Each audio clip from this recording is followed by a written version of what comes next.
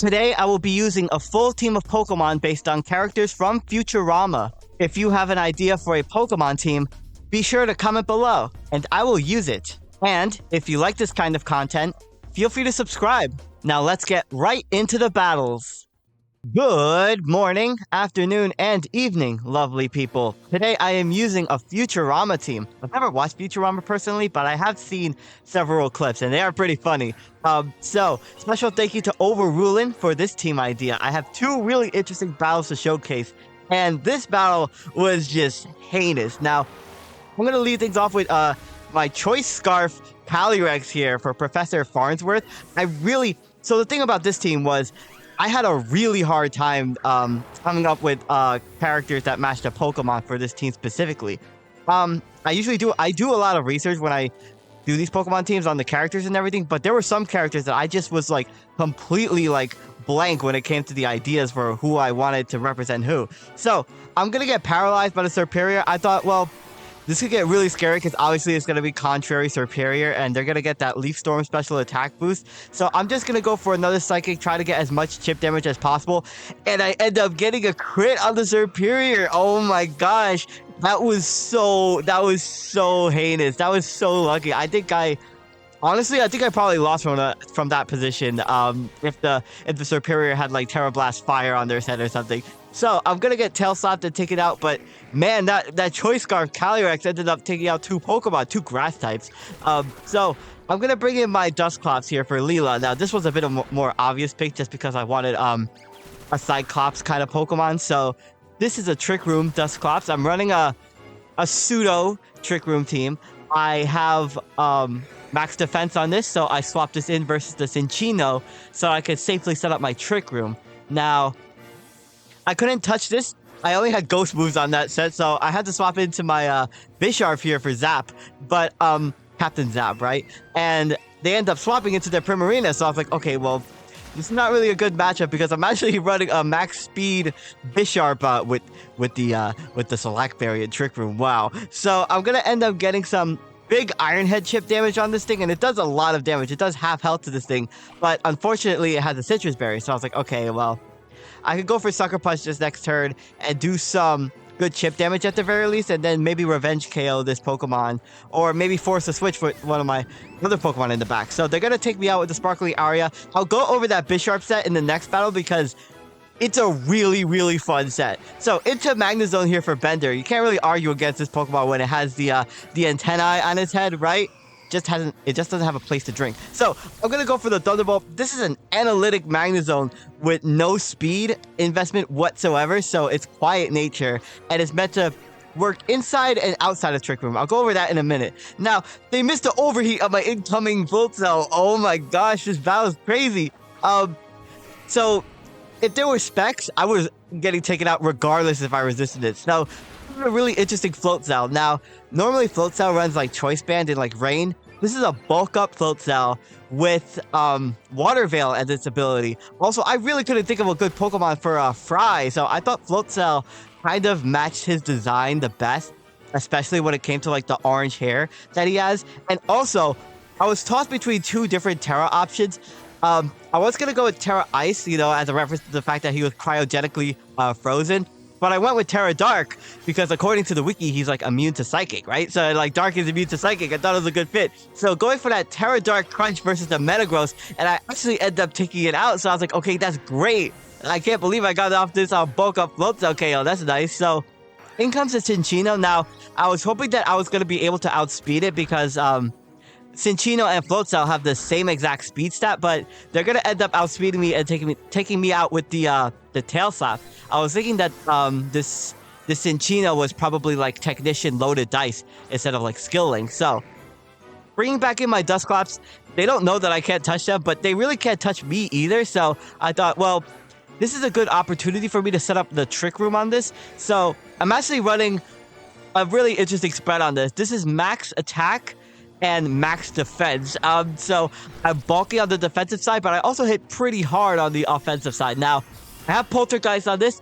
Love that move. But I can't go for it, unfortunately, because the Primarina it's a Citrus Berry. I'm probably going to cut that out. But Yeah, I was only able to go for Shadow Sneaks versus that, and I was able to take it out, thankfully. So, into my Magnezone. Now, I could get off the free Volt Switch and Revenge KO this Primarina. Now, this was an incredibly crucial turn because they have the Chandelure in the back, which is obviously always going to KO my Magnezone. So, I needed to make sure that everything was, like, set in motion. So, I'm bringing Clauncher here. This is a Life Orb Clauncher under Trick Room for Zoidberg. I thought it was, like, a perfect Pokemon for him.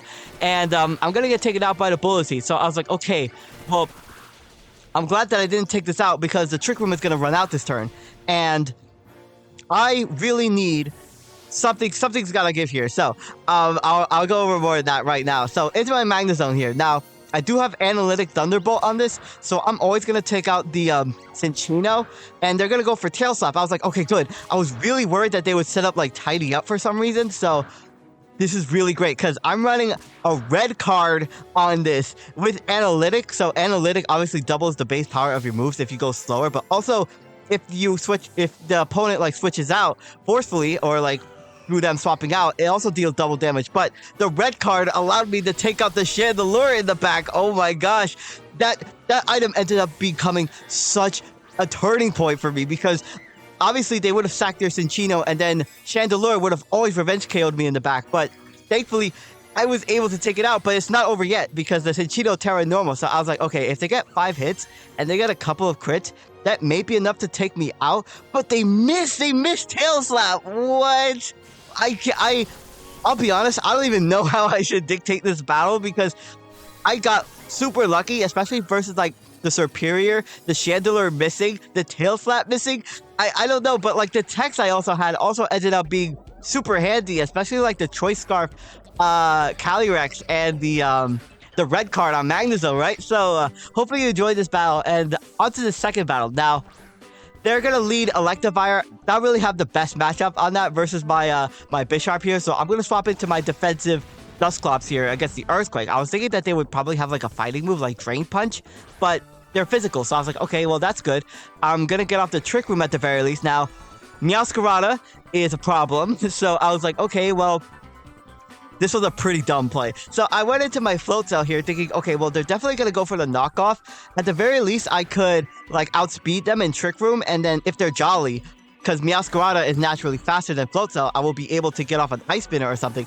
But they're adamant, and they take me out. I was like, no, they outspent me in the Trick Room. I was hoping that I would get off at least some kind of damage versus this thing. So, unfortunately, I had to bring in my Magnezone here and get my red card knocked off in this. So I was like, shoot, well, at least I got off a lot of damage versus the Meowscarada, but still, that Pokemon is a giant threat. So they're going to bring in their Electivire. I thought that they would be running Motor Drive on this, so I was like, oh, shoot, well, I gave this thing a speed boost. But thankfully, they're Vital Spirit, so I was like, okay, well, at least I was able to get off the Volt Switch and Volt Switch out into my Dusclops here. So I thought, well, here, well, I could easily go for the Trick Room again, and they're actually going to bring in, they're going to bring in the Dragon Ball. Man, I'm messing up my narration so much tonight. So, I'm going to set up that Trick Room. Now, I am running max attack with the Poltergeist, so I should be able to do some massive damage.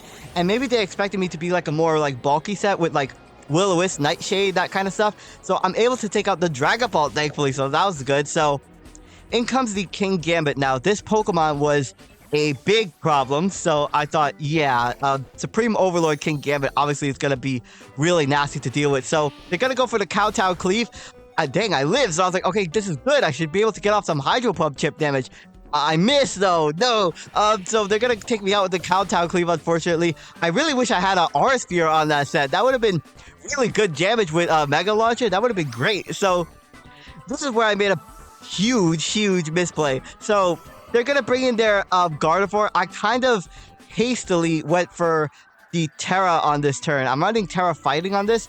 And I kind of, in this battle, I thought, okay, well, I really want Bisharp to win me in this endgame because Bisharp actually has a really good matchup into their team, but I'm running Terra Fighting on that Bisharp, and I thought that, you know, I should save my Terra for that, but I kind of hastily went for Terra Fighting, Terra Blast versus the King Gambit, like, anticipating them to maybe want to stay in, but they made the really good swap into their Gardevoir. In hindsight, that was definitely obvious. Like, why else would I bring a Magnezone in versus like a King Gambit if I'm not running like Body Press or something, right? So that's going to be unfortunate because I'm actually going to lose my Dusclops as a result of this Gardevoir as well. So I'm really behind at this point. I'm like, okay, I really need to get back into this game right now. I'm really playing bad. So I'm going to be able to outspeed the Gardevoir, thankfully. I'm running max speed on this Bisharp, so I'm going to be able to take out the Gardevoir with the Iron Head. Now, in comes the Electivire here. Now, at this point, I thought, well, maybe they think I'm like Choice Scarf,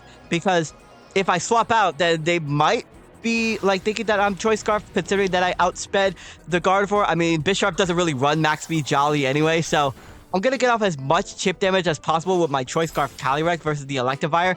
I'm taking these Ice Punches at the very least. Electivire is such a tragic Pokemon. So, they're going to bring in the Volcarona here. I was like, yikes.